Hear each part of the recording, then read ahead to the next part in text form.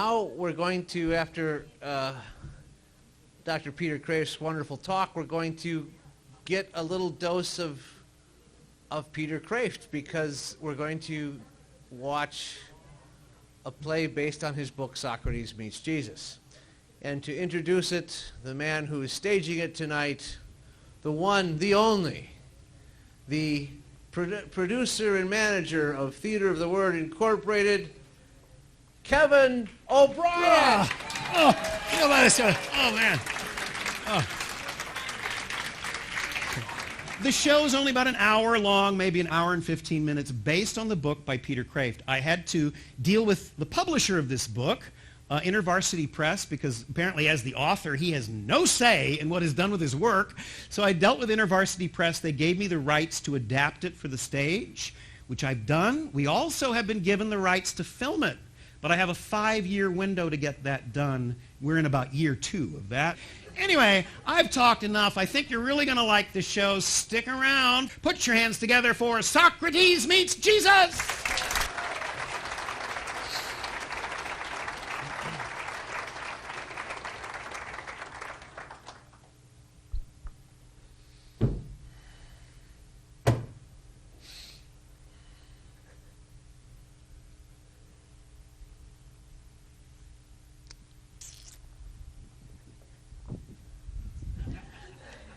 Hi, Tom.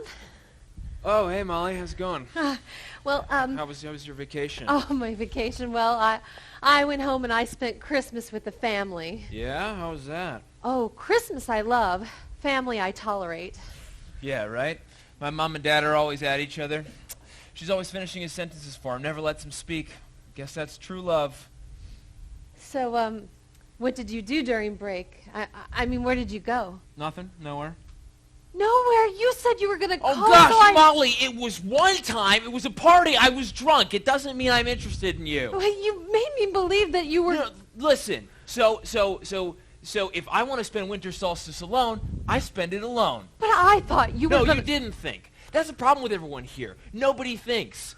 Philosophy, religion. 40 grand a year it's costing me, and for what? I know less now than when I started. Wait a minute. Costing you?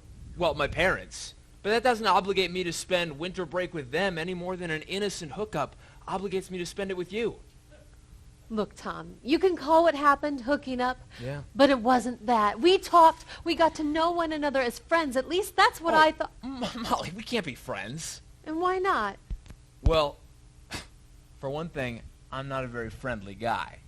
And for another thing, you're not really known for having the best taste in friends. What do you mean? Oh, gosh, Molly, they're all over the place. Socias, emos, jocks. There's no rhyme or reason to any of them. Well, then you should fit right in. Ha! You don't know the first thing about me. I'm a serious thinker. I'm I'm a okay. Marxist. I'm a deconstructionist, a Freudian, and a skeptic. I'm okay with that. And I'm certainly not in Christology class because I believe in God.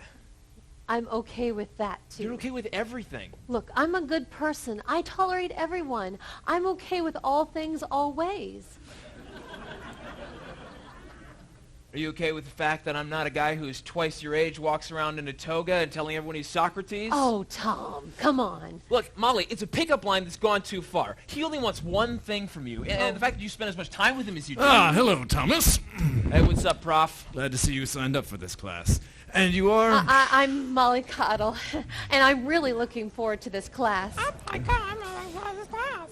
Yes, Miss Cottle, but we're lucky the course didn't get cancelled. Only 3 students is awfully small. Still, this is a graduate-level seminar, and while on the one hand the administration was unwilling to go forward, on the other they realized the importance of intimate discussion. Yes, it was a true dilemma, and they were hovering between the horns thereof, unsure of whether to cancel the course or let it run, until I broke the stalemate. How? I offered to reduce my rate. They're giving me 1/3 of what I usually get. A true sacrifice for the sake of knowledge. Say, do you think they'd be willing to reduce my tuition by the same amount? This is Christology 500, Thomas, not science fiction. Well, I've heard nothing but good things about you and about this course, Doctor. Why, thank you, Miss Cottle. And let me just say I'm looking forward to teaching you. Let me correct that. To facilitating you. to facilitating the discussion between yourself, myself, Thomas here, and our third student. And who's that? Well, It's someone I've never heard of before. His name's, Socrates. you've never heard of Socrates? Well, of course I've heard of Socrates, but this student, whoever he is, correction, he or she is, this student has no first name, this student has no first initial, this student has no known address. Student has no clue. What do you mean? All right, look, so the end of last semester, this guy shows up on campus wearing a toga, telling everyone he's Socrates. Doesn't know where he is or how he got here. Last thing he remembers is drinking the hemlock and falling asleep. I see. Yeah, so then he starts making friends with some of the students, right? Like Molly here. Starts sitting in on lectures and peppering the students with questions, and the instructors too. First, I thought he was, one of those homeless guys who show up to the faculty receptions for the free finger food. But this guy plays the part of the hilt, and some people think Some people think he would be a good addition to this class. Really? Why's that? Well, when I first met Socrates, he was wandering around like he was really crazy. Which he is. He said he couldn't get a handle on things like cars whizzing by and planes roaring overhead. He said he didn't have things like that in his day. So I played along and I said, well, of course not, Socrates. This is the modern world. This is progress. And then he asked me to define my term. To define progress? He's always doing that. He's always asking people questions and making them think. It's called the Socratic method. So I said that progress is constantly moving forward. And he said, toward what? And I said, it's the journey that matters, not the destination. Very good. Well, he wasn't satisfied. Oh. He said that if progress were good and if progress meant advancement, then we must be advancing toward the better.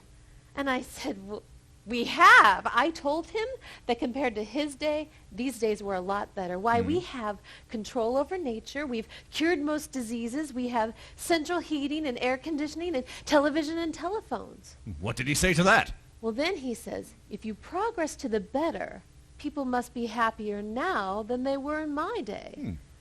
And I said, well, I think so, but I'm not ethnocentric. I don't think it's possible to compare two cultures. Excellent, Molly. You make a wonderful student. That's a wise thing to say. Actually, he said it was foolish. He said one could indeed compare cultures and compare them on the basis of whether man was happier or not. He said, for example, compared to my day, is there more or less discontent expressed in your literature? Are there fewer and smaller wars or greater and larger wars? Are there fewer people leaving their jobs, their homes, their wives, their lives, their husbands out of discontent? Or more? And I had to admit there was actually more of all these things, and he found it impossible to believe. So this so-called Socrates doesn't seem to think much of progress, eh? Progress is the modern god, Professor, and Socrates is knocking it. Maybe I was wrong about this guy. I think I'm going to like him after all. Seems like an iconoclast. Well, he certainly seems like he'll be interesting. Oh, he's not just interesting. He's Socrates. What do you mean? I mean, he really believes that he's Socrates. If you ever wondered what Socrates would say or do in any given situation, just ask this guy. Well, then we have the perfect opportunity. The perfect opportunity for what? To burn down the church and bury it. To apply logic and reason to myth and fable. To watch the world's greatest thinker tear to shreds the age-old lie. I mean, that's what this course is about, right, Professor? Debunking the Christ myth? Jolting our minds awake from the opiate of the masses, right? Thomas, the purpose of this class is to explore the Christ event. Oh, it's going to be more than that. We're going to find out what happens when Socrates meets Jesus. Boom. What do you mean? Well, Socrates was the greatest thinker of the ancient world, right? Yeah. And he died 400 years before Jesus was born, right? Yeah. So, if the real Jesus ever met the real Socrates, well, speak of the devil. Oh, the devil Oh, I thought this was a class on the person called Christ. Perhaps I'm in the wrong room. This guy. No, Socrates. My name is Dr. Nuance, and this is Christology 500. Ah. I believe you already know Miss Molly Cottle. Yes, Molly. And this is Mr. Thomas Skeptic. Socrates, my man. Boom. Professor. Before we get started, I'm curious about one thing. Due to the advanced nature of our discussions, admission to this class is by permission of the instructor. And yet, I do not remember signing off on your registration. Not that I don't welcome you here. Well, it's just forgive me, Professor, but I have no knowledge of the intricacies of this beast you call registration. All I know is the gods have sent me here. The gods. Or the God. That is what I'm trying to find out. Is God one, as you believe and as I suspected many years ago, or is he many, as my fellow Greeks or pagans, as you call them, believe? Oh, that's right. You drank the hemlock, went to sleep, and woke up on the campus of Havit Divinity School 2.5 millennia later. Yes, with my student ID in place and course registration complete. Registration without standing in line? That's the real miracle. Taking classes without paying a fortune? That's more miraculous than your resurrection. Or his. Whose? Oh, well, the Christ event is the Christ event is the primary subject in which we study in this class, didn't you know? It's the central element, yes, of Christianity. The Christ event? The Christ event, yes. And the resurrection? The resurrection from the dead, yes. It's the central element of the resurrection event, yes. Why are you doing that with your fingers? It indicates quotation marks, or in Anglo parlance, inverted commas. Yes, a punctuation device used to indicate that we're using terms. What do you mean by terms? Words. Well, is it not obvious that we're using words? Yes, but some words are merely terms and do not connote anything valid beyond themselves. Professor, if there are words that do not connote reality, why on earth would you use them? Must you question everything? Yes. That's right, I forgot. You're, Socrates. Very well. I'll play along. You are the world's greatest philosopher, after all, and, well, it's a pleasure to have a philosopher in this class. Professor, you seem a bit uncomfortable with philosophers. Tell me, have you no philosophers at this school? Yes, we have philosophers here. Where are they? In the philosophy department. Philosophy is not a department. Nonetheless, we have philosophers here. Are they dangerous? Of course not. Well, then they are not true philosophers. Zing! Score 1 for the ancient Greek. Yeah, man, I had to totally get out of that department. It used to be my major, had to switch it. My dad almost killed me. I had 3 years to my studies, cost him a fortune. But, I had to get out of there, right? Philosophy, what a waste of time. Right? Young man, how can you say that? The unexamined life is not worth living. A quote from the Apology of Socrates. Very good. You know your material. The apology, the speech you gave that was recorded by your pupil Plato, that you said it when you were tried and condemned in 399 BC. I just happened to have printed a copy of it off the internet. You just said that word again, that phrase, BC. I've heard that quite a bit here. What does that mean? Well, that's how we mark our calendars. BC meaning before Christ, and AD or Anno Domini in the year of our Lord, or after Christ. Do you mean to tell me that you measure all the years of your history as either preceding or following the life of this one man? Yes, but here at the School of Divinity, we use BCE, before the Common Era, and CE, Common Era. Common. But either way, Christ divides your eras.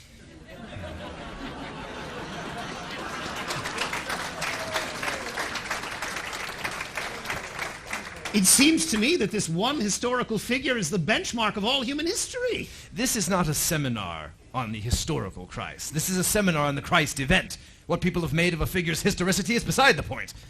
How on earth, Professor, can any man's historicity be beside the point?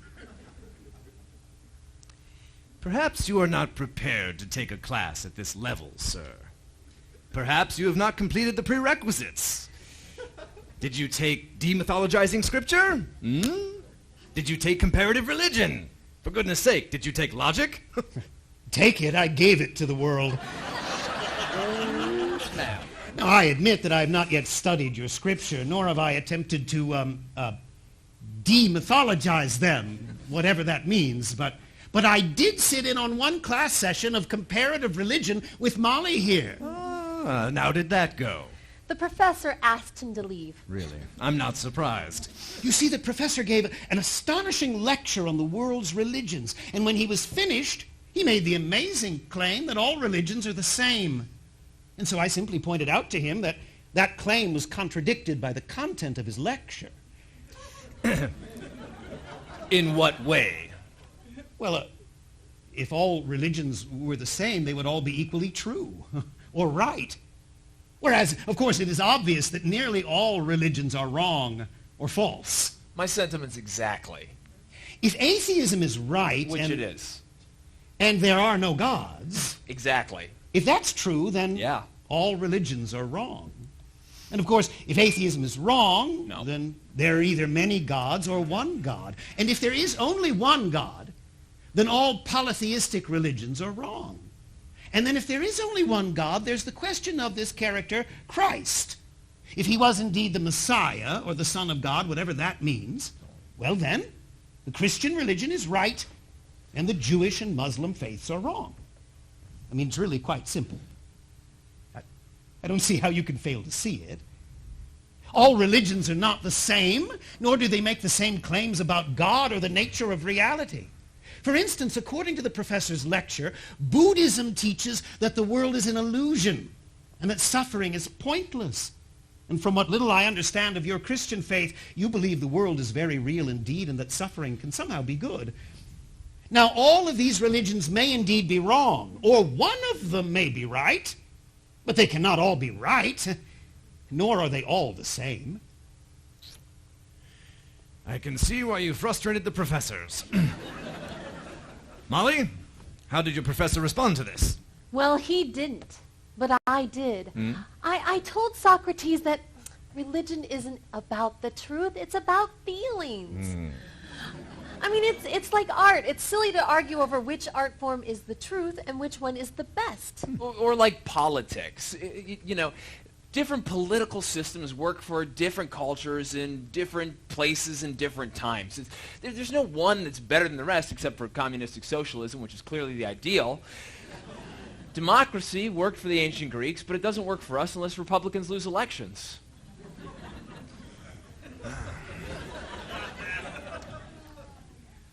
How long have you been here? 8 years, 320,000 and counting. Okay. Socrates, I think what both of our young friends are trying to say is that all religions are equal in that they are all faltering human attempts at the divine. Thus, they are all relative. But is religion a human thing? What? Well, is it like art or politics a human thing? Yeah. It's the most important human thing. It's at the heart of human life. Its dwelling place is human, certainly, but its origin, is that human or divine? Was it divine? Ah, the baptism of John. Is it of heaven or of men? This is the question Jesus posed to the Pharisees. They wiggled out of it. I'm beginning to like your method, Socrates. Let's see if you can do better than the Pharisees did and answer it. Class, what is the origin of religion? Is it human or divine? It's human. All religions are equally true, equally beautiful, and equally human. Molly, if that's the case, what do you make of the three world religions that claim to have been invented by God? Islam, Judaism, and Christianity all claim to have been invented by God. Whoa, wait a second. He didn't just sit in on comparative religions. He read the textbook. Cool it, Toga Boy. You're making us grad students look bad. Yes. Am I right? Do these three world religions make this claim? They do. And apparently you disagree with this claim. To be divine revelation rather than human? I guess I do. All right, then, so why do you call yourself a Christian? Really, Socrates, I cannot believe you would stoop to a level of personal attack like that. Sensitive girl, yeah. Well, I meant no personal attack, only accurate description. Look, you are a very nice person, Socrates, but you're being just a little judgmental right now. No, Molly, I'm trying to use my judgment to determine what this Christianity is, what it means to be a Christian, and who Jesus Christ was. Well, I firmly believe that it is imperialistic and arrogant to impress your religion on other people and to insist that your way is the only way. All right, I understand. Now, Molly, if that's the way you believe and feel and think, then therefore, since you're a Christian, Jesus Christ must have taught that as well, correct? Actually, he said, I am the way, the truth, the life. No man cometh unto the Father but by me. Well then, Molly, according to your own definition, Jesus Christ must have been very imperialistic and arrogant. No, on the contrary, nothing made him angrier than the arrogance and bigotry of religious leaders. No man in the history of the world was more meek, more compassionate to everyone. I just have problems with squaring his statements of exclusivity versus his statements of inclusivity. Which, in fact, is what this class is all about. To explore how we feel about Jesus. How we handle the Christ meme in our own minds. Yes, well, yes, Professor, I'm less interested in my own mind than what it tells me about the truth. An admirable sentiment, but after all, Socrates, what is truth? Quid est veritas? Pontius Pilate's own words. Like Socrates, Professor, you too know your material. Well, Thomas, the question remains, and is the central question of postmodern thought. What is truth? Now, I posit that truth is entirely subjective. It is what we ourselves make of it. In short, there is no truth. You're serious? Well, certainly your statement contradicts itself. In what way? Well, you're claiming that the statement, there is no truth, is true, which cannot be so if there is no truth. If there is no truth, nothing can be true, and nothing is worth saying. We might as well stop asking questions, stop talking, stop answering questions, stop going to school. Oh, I second that motion. Recess, anybody? Anybody? Bueller? It's a movie from the 80s. Doesn't matter. It's okay. Well, you do make a good point. Look, Socrates, I still think you're a crazy nut job, but I'm beginning to admire your guts. You speak power to authority, dude. Boom. That's one of the reasons they killed me. Boom, you see. I learned a valuable lesson. You cannot crusade for the truth and expect to survive. That's why they crucified Jesus. Which is what this class is supposed to be about.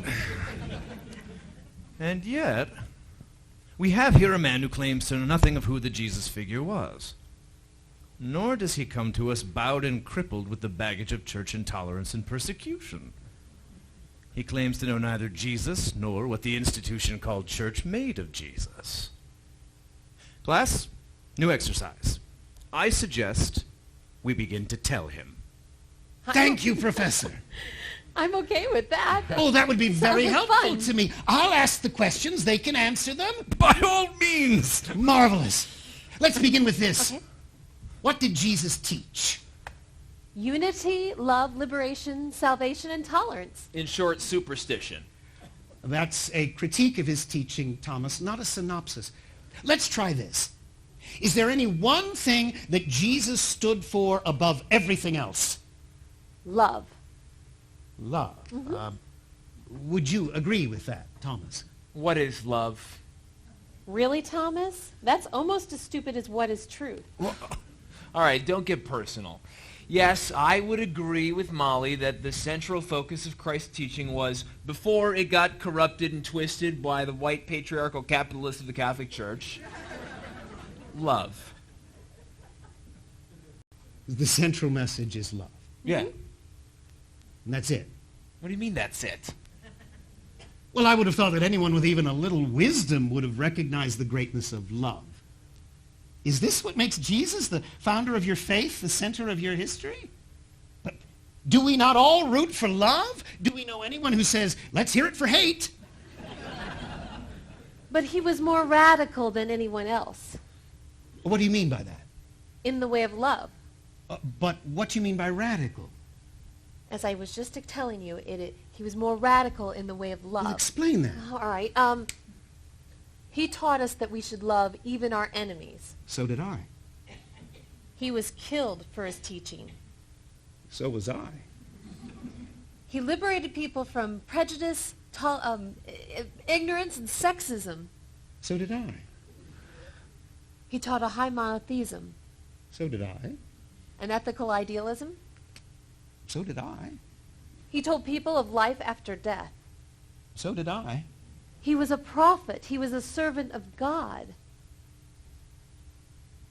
So was I. Are you saying that you're as great as him? Not that I'm being judgmental. I'm okay with that. No, how absurd for me to say that all history should be based upon my life. That would be ridiculous. Everything after Socrates would be A.S., everything before Socrates, B.S.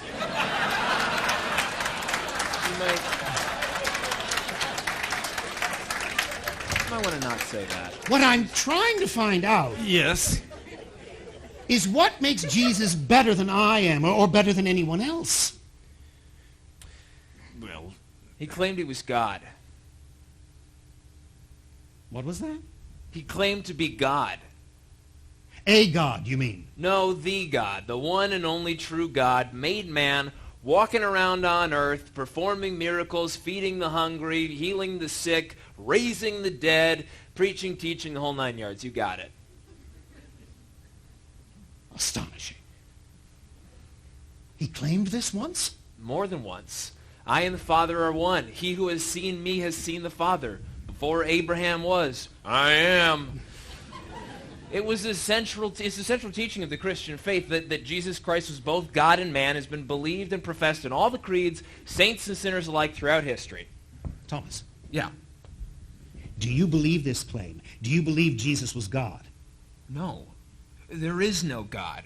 Jesus was just a good teacher, a wise and caring man. Good heavens, Thomas. It's the only thing he could not have been. Why not? Well, anyone who would claim to be God must be anything but a wise man. In fact, he might be very seriously insane, or a liar, or a fool. Jesus must have been either a liar, a fool, a madman, or God. The only thing he could not have been was a mere wise man. ah, Socrates. Here is where your unfamiliarity with the modern philosophical awareness of limitations of language come into play. You see, there is another option. Christ could have meant something very fine, subtle, and ethereal by the term God. What do you suppose he meant? Well, most scholars think, those that have studied the proper cut text... the claptrap nuance. Come on, he was a first century Jew talking to other first century Jews. He meant the God of the Jews, the God of his people. What sort of God was the God of the Jews? Well, to know that, you'd have to read the Hebrew Scriptures. Here now, I have a reading list that includes dozens of articles and websites by scholars who've actually read the Scriptures. If you read these by our next session and discuss, we will take time to discuss in class the text that are... Yes. Professor, this is a list of things that have been written and published within the last 5 years. And a lot of it, too. Well, you don't want us to read all this, do you? You get double. Yes. The most up-to-date scholarship. But couldn't we get closer to the source, or to the source itself? Couldn't we simply read the Hebrew Scriptures rather than what the modern scholars make of the Hebrew Scriptures? The canon of Hebrew Scripture is rather extensive. He means the Old Testament is more than 1,000 pages long. Well, we have a week until our next session, don't we? I shall read the books of the Old Testament and return in 7 days to discuss them with you. How thrilling, Professor!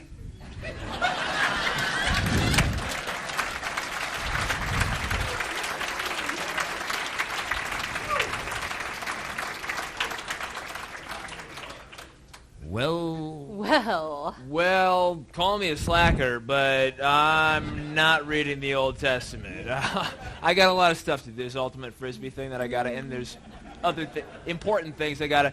I'll maybe look at a couple of these. Call me a slacker, but sorry. You're a slacker.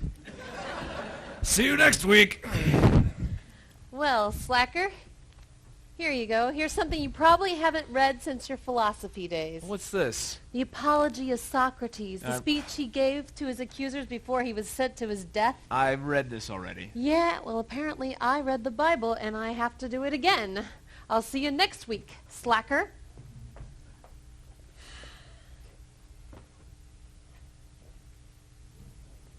Living or dead, to a good man there can come no harm, nor are his affairs a matter of indifference to the gods. That is why I am not very bitter at those who voted to condemn me, nor at my accusers. But one thing I beg of you, gentlemen. When my sons grow up, I beg you to punish them if they seem to you to care for money or if they care for anything else more than they care for virtue. And now the time has come for our departure. I to die, and you to live. Which of us goes to meet the better lot is hidden from all, unless it be known to God.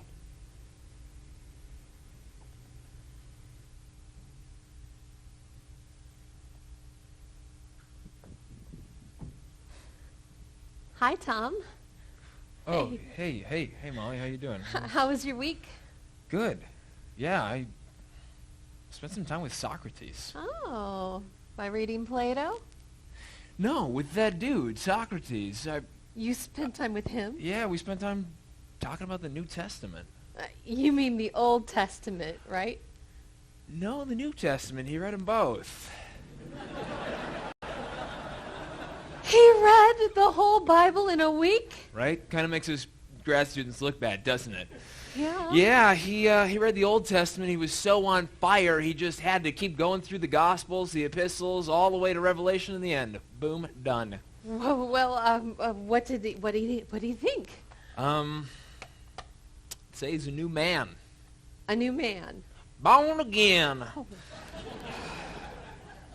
Hey, look, Molly, I sort of maybe owe you an apology for last week. I was sort of rude to you, and I've been meaning to call you since before Christmas. And, Good morning, Thomas. Good morning, Molly. Good morning, Doctor. So, where's our man without pants, huh? Couldn't take the heat, could he? Had to get out of the kitchen, did he? I'll bet when he began to read the Hebrew scriptures, he... Professor, Molly, Thomas. Socrates.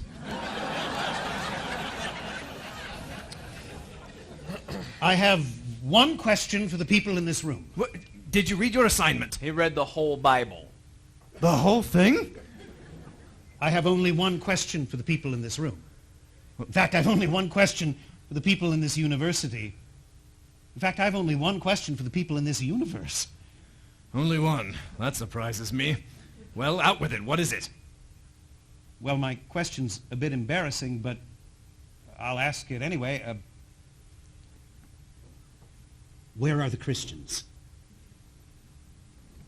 I'm sorry? Where are the Christians? What are you talking about? They're all over the place. This place? Yes, this place and many other places too.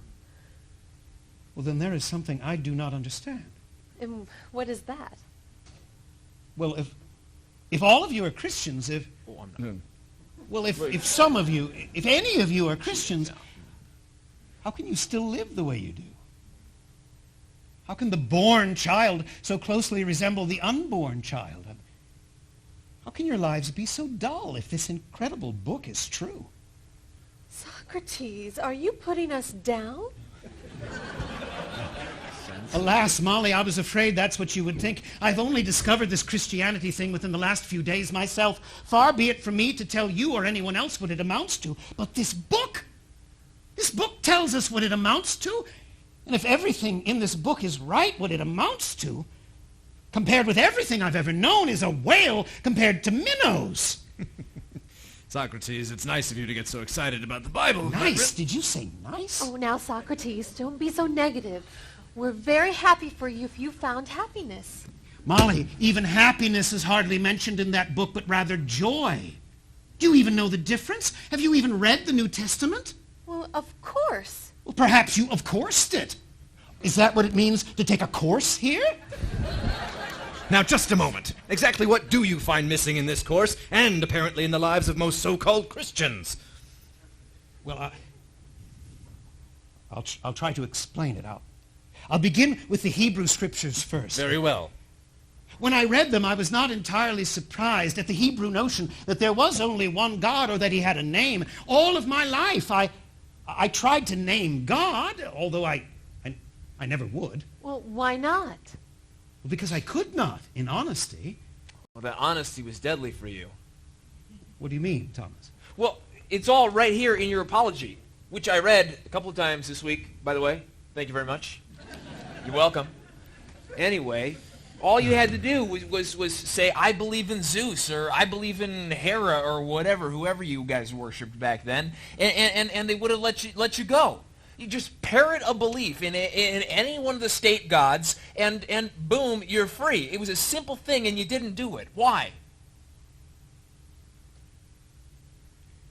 If I had professed belief in one of the official gods, I would have offended the very God I could not name. You see, this unknown God gave me my vocation to philosophy. You mean the God who spoke to you through the Delphic Oracle? Yes. He called me.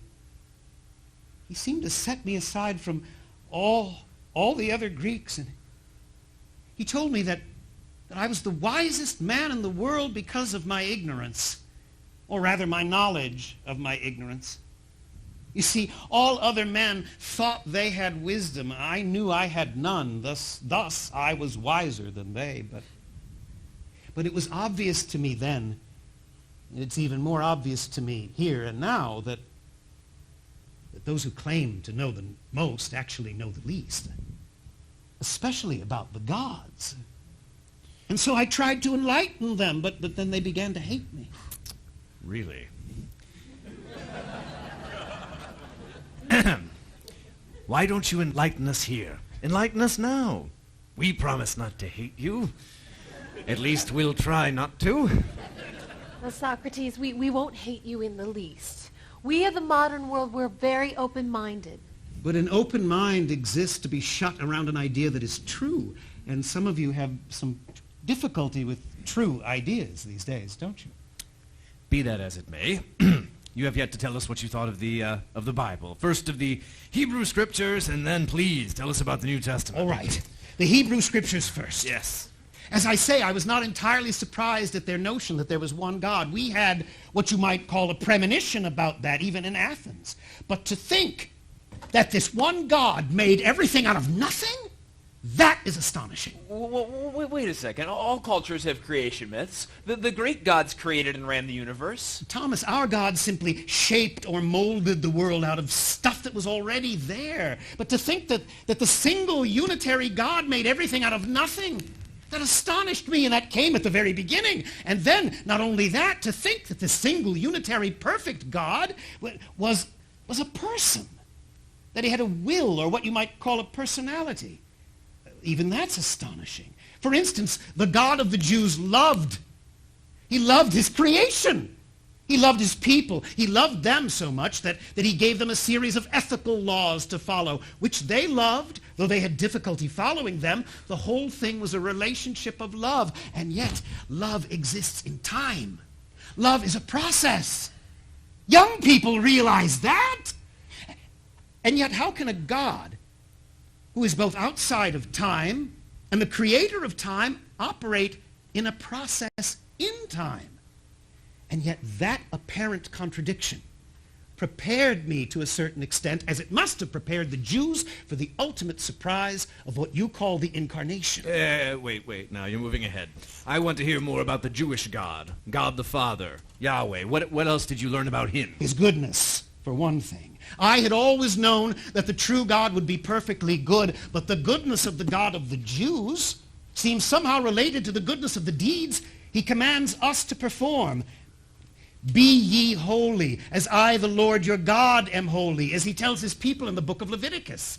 Why do you see the importance of that point? It meant that I was right and Euthyphro was wrong. Euthyphro said that a thing is good because God wills it.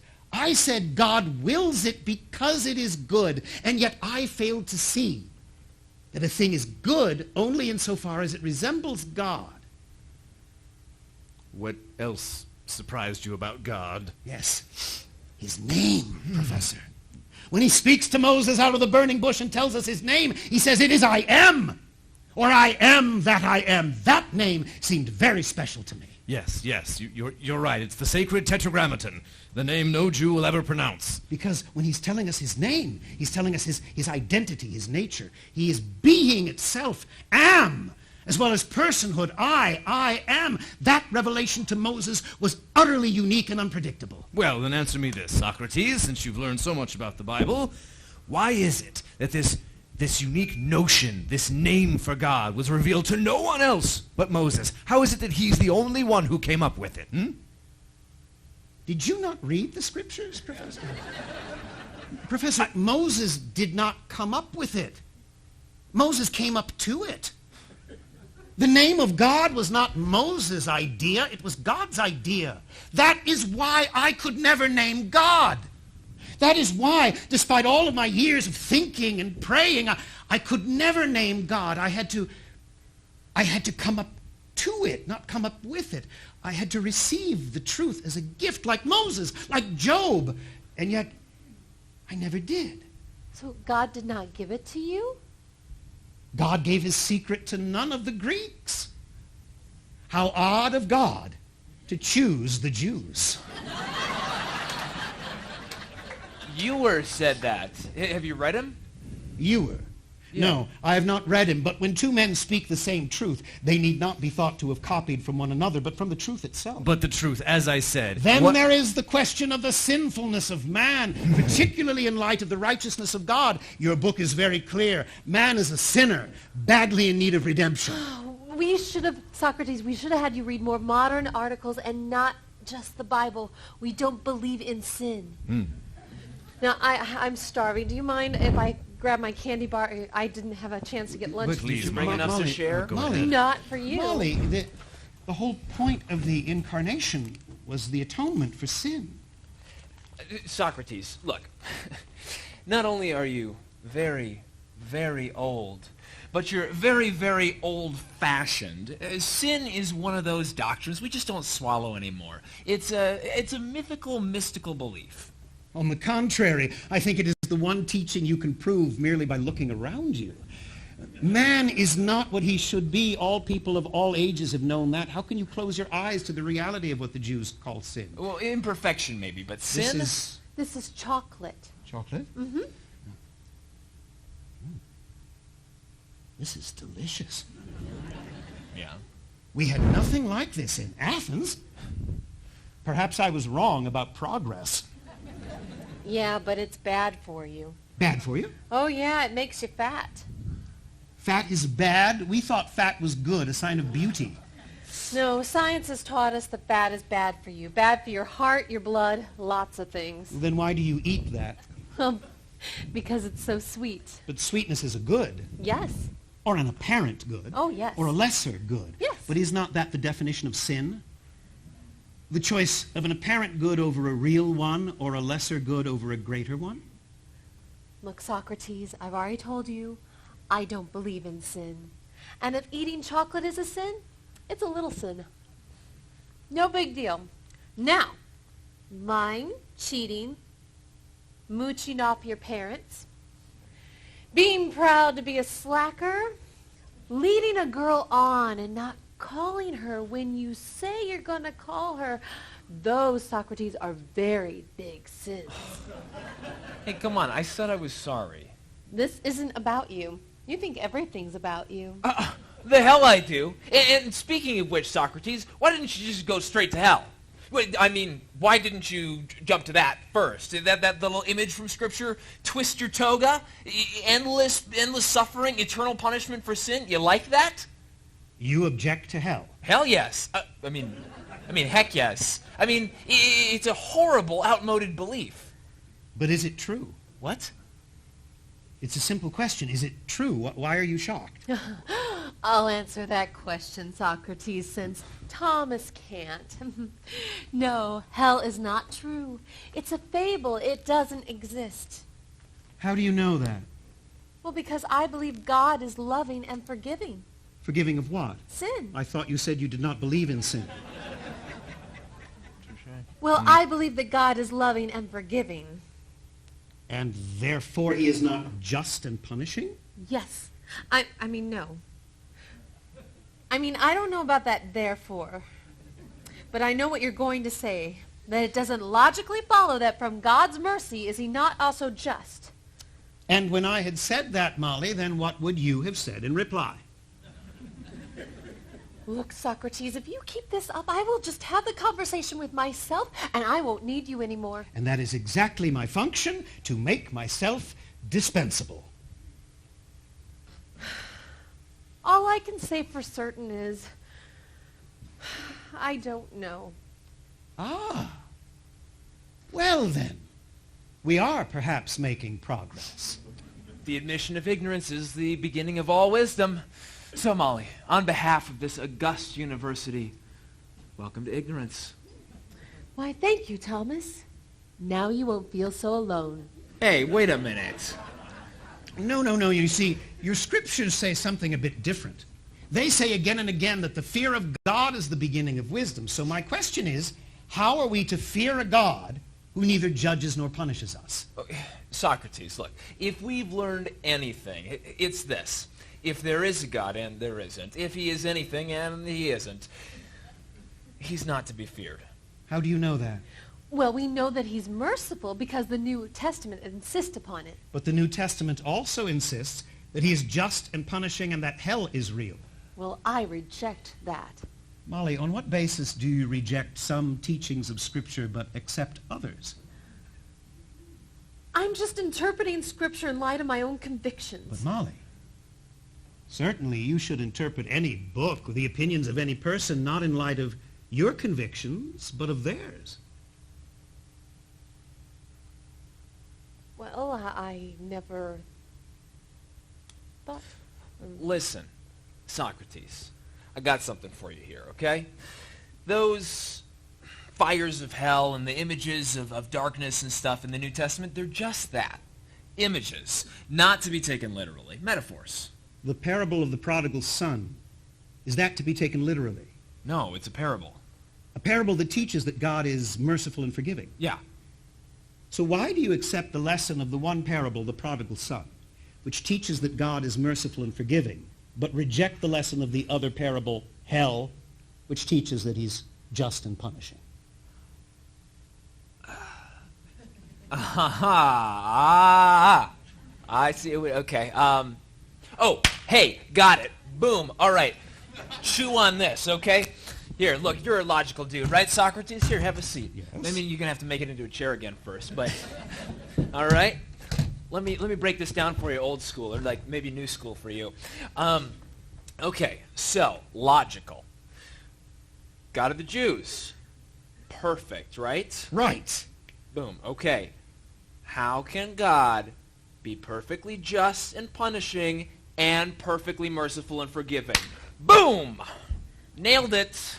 I have a question. How can God be both a still small voice and also an earthquake? What? I Exactly. Oh, I'm so glad we got here. You see, now you know why this school exists. The fallacy of Christian belief, Socrates. Christian belief is an entire fallacy. Why, think about this. If you keep up this kind of thinking, you'll be an MDiv. An MDiv? Master of Divinity. Good heavens, no, Professor. I could never enslave that which is superior to me.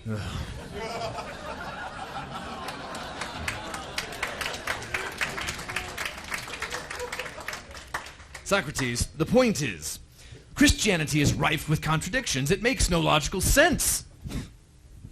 Maybe it does. It doesn't. These are all apparent contradictions, but there is one way that they all come together. And what is that? Molly told us last week. Love. Love can be both merciful and forgiving and just and punishing. Does not love have eyes? Does not love make choices? Is not love both a still small voice and also an earthquake? Earthquakes, judgment, hellfire. Look, Socrates, I don't know what God you believe in, but I prefer a God of peace. Molly, this is not a question of what you prefer, but of what is true. I thought the question was what God I choose to believe in. Molly, do you choose your gods the way you do your candy bars? Molly, Oh, of course not. listen, look, Socrates has a point, right? I mean, he's right. Love, love can be upset sometimes. Maybe love gets jealous that you start hanging out with the guy who's twice your age and stop giving me the time of day. Or anybody the time of day, whatever. Jealous. You said you were drunk. Well, I was drunk. It doesn't mean I'm not jealous, too. Yeah, Or anybody could be jealous really? of whatever. Okay. Let's get back on track, shall we? Sure. Yeah, okay. Yeah. Socrates, you said when you came in here that you had one question for us. And yet it seems as if you've asked us about 100 questions each. My apologies. Please, your one apology was more than enough. I still have one big question that remains unanswered for you. What did you make of the New Testament? Remember, what did you make of Jesus? I believe that's what this class is supposed to be about. What did you learn? I learned why I was brought to life in your day. It was to meet someone who was born 400 years after I died. Jesus of Nazareth, of course. Yes. And you claim you met the real Jesus just as we are meeting the real Socrates. Yes, Professor. I did. I think it's remarkable what a little bit of psychodrama can affect. Yes. A bit of well-played pretense really can be instructive. I think it's even more remarkable what a real live person can affect. All right. I mister. am no pretense, Professor, and neither is Jesus. The identity of both of you is certainly in question. Well, to you maybe, but not to me. All right, answer me this. What exactly do you mean when you say you met him? I mean that I met something more than a pretense, just as you are meeting something more than a pretense of Socrates. Just as Oh. I see. Very clever, Socrates. No, Professor, you're wrong on both counts. What do you mean? You do not see, and I am not very clever. Do you claim to have had a mystical experience? Is that what this is about? Professor, I claim to have met a person. Is that a mystical experience? You and I have met. We met last week. Was our meeting a mystical experience? From where I was standing, it looked like love at first sight. What a line. Come on. I think Don't I get heard- personal. Oh, yeah. Well, I You heard two, that enough. one. Sit down. Sorry. Now look, Yes. Socrates, or whoever you are, when you and I met last week, for whoever you are, whatever you are a person. But when you read the New Testament, you did not meet a person. You merely read a book. I did not merely read a book, Professor. The book was not the object of my experience, but the medium or occasion. Like a sacrament. A what? Catholic thing. Part of my past. Forget about it. Doesn't matter. You have a past? It's clear I don't have a future, at least with you. So let me get this straight. Thomas Skeptic has a personal history. I wonder if historical Tom is anything like historical Jesus. A riddle men twist to their own ends. Sure, men deny my true purpose in life all the time. And so do you. And you know what? I'm not okay with that. Because if you would do something with yourself, maybe you would see you do have a future, even with me. Do we have permission to move on? Are you done? Yep. I grant it, Thank sir. you very much. Now, I want to follow up on something one of you said, however. One of you said that men twist their interpretation of the historical Jesus in order to suit their own ends. Yes, let's follow up on that. For it seems to me, Socrates, that this is the essence of organized religion. What have you to say to that? Well, I have no doubt that people would twist this Jesus to suit their own ends, but this book is very clear about who he is and what those ends were. To this end was I born, and for this cause came I into the world, as he tells Pontius Pilate, that I might bear witness to the truth. Everyone who is of the truth hears my voice. You are professors and students. Are you not of the truth? Do you not hear his voice? Does it not stir you in your heart and in your very soul? I'm not sure I follow you, Socrates. Are you upset, perhaps, that we're not all saints? Well, no. The people in this book are hardly heroes of perfection. They're nothing like the heroes of the literature and mythology of my day, which is why this book seems so real to me. But that's not what I'm trying to say, Professor. What I'm trying to say is when I read about this Jesus and his called out ones, which is what the word church means, Yes. I find something so strong, so distinctive, so full of life and love that it is like the noonday sun. It's no wonder that this Christianity thing turned the whole world upside down. Even the hard-nosed Roman world. It's no wonder that the people who met Jesus either worshipped him or crucified him. It's no wonder that the people who met his apostles either believed them and worshipped him or didn't believe them and persecuted them for telling this abominable, insane lie. That is what I am trying to say, Professor. According to this book, it's all or nothing. Either or. So you're defending fanaticism, that's it. No, not fanaticism. Then what? Something more like marriage. Fidelity. In loveness. That is something I think I should be seeing in the Christians around me, but that is not something I see. What do you think you see around you instead? Scholarship. Teachers and students playing at a game. Like children playing at safari when there is a real lion lurking in their own front yards. That's what I see.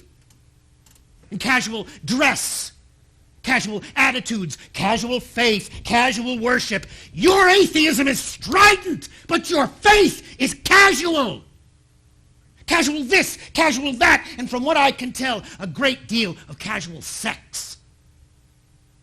Why are you not lovers and warriors for what you love?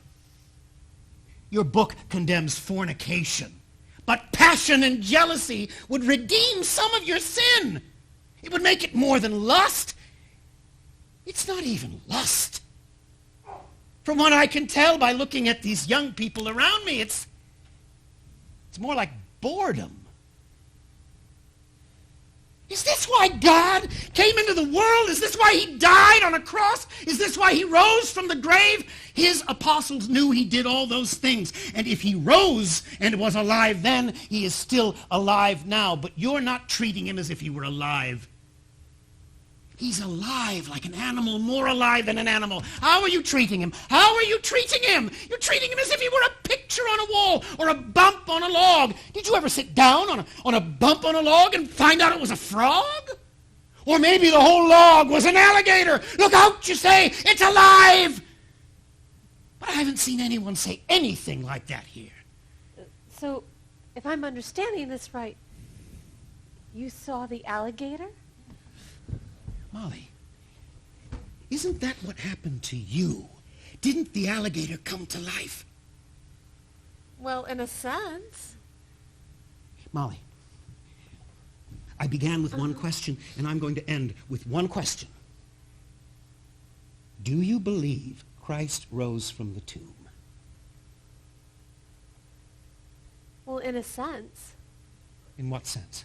Oh, resurrection is an archetype, a symbol, you know, a Platonic idea. Everything rises from the dead. Jesus stands for life. Life is the most important thing, and that is why Easter comes in the springtime, when the world is filled with new life, and that's why we have Easter eggs and Easter bunnies, because they're all symbols of a new life. Molly, if I understand your Bible correctly, you have it exactly backwards. Backwards? What do you mean? From your book's perspective, Easter cannot be said to come at springtime. Rather, spring comes at Easter time.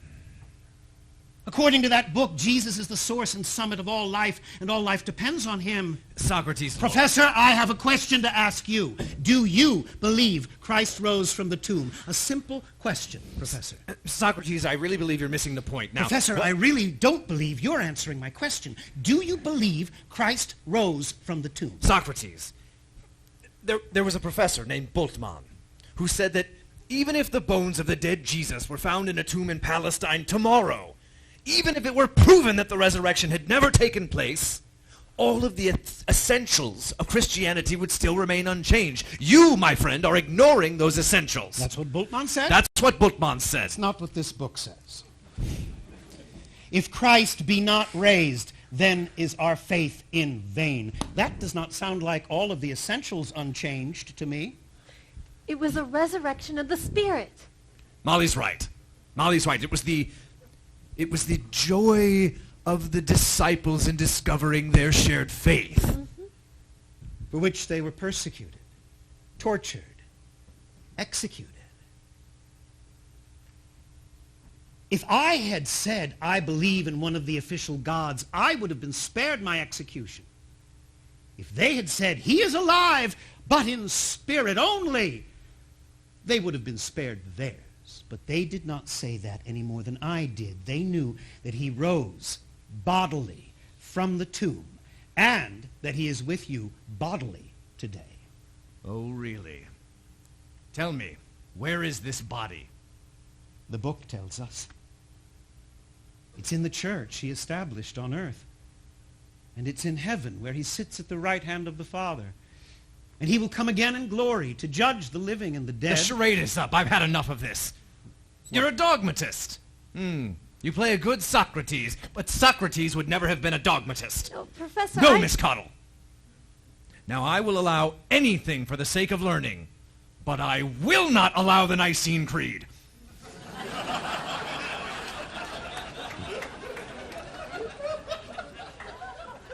The what?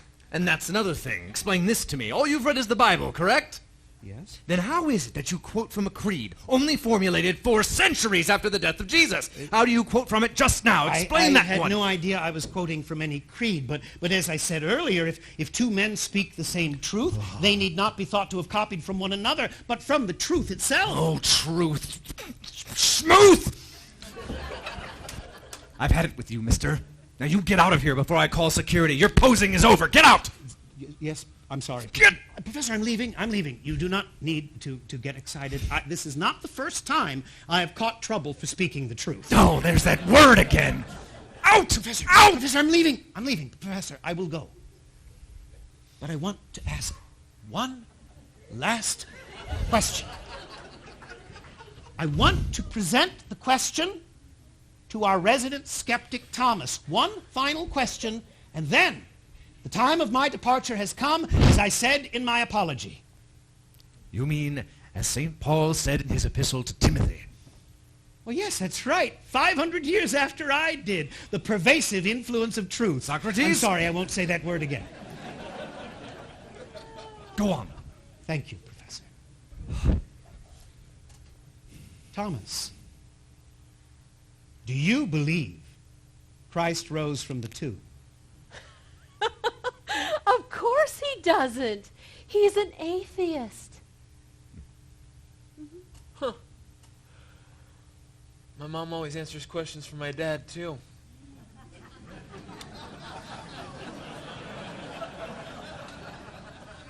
Must be love. Tom. Molly. Socrates? Tom, do you believe Christ rose from the tomb?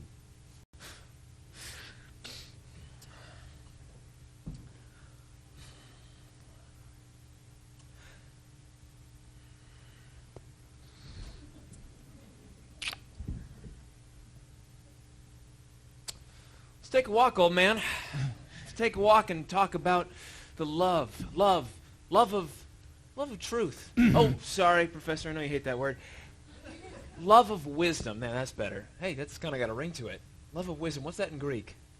Love of wisdom in Greek. Philosophy. Philosophy. Amen. Oh, Tom, wait, Tom, you forgot your books. Socrates, I don't think he wants his books. I think he wants what you had, an encounter with a person.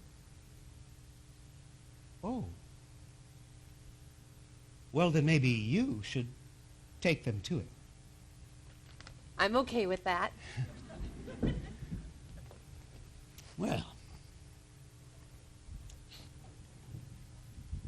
that, Professor, is what we call a resurrection of the spirit. Thank you. Where are you going now? Wherever the gods send me. Correction, my friend. Wherever God sends me. Thank you.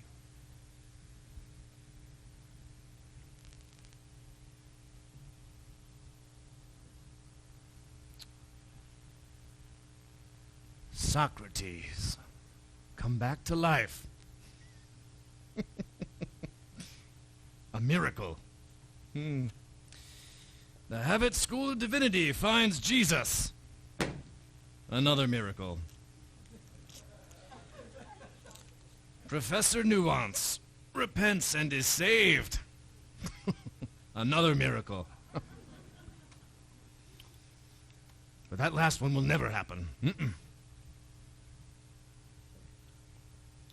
Although, I begin to suspect a self-referential inconsistency in my hermeneutic.